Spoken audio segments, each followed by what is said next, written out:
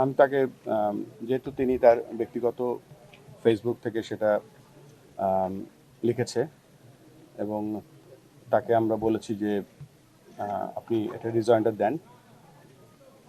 তার উপরে আমার কাছে মনে হচ্ছে যে একজন বাংলাদেশ জাতীয় দলের অধিনায়ককে আমরা যেভাবে দেখেছি, যেভাবে পারফরমেন্স করেছে, তাকে শুধু তাকে না, এই ব্যাপারটা হয়তো আমাদের লেখার আগে একটু চিন্তা করা উচিত ছিল, রেসপেক্ট করা উচিত ছিল আরো।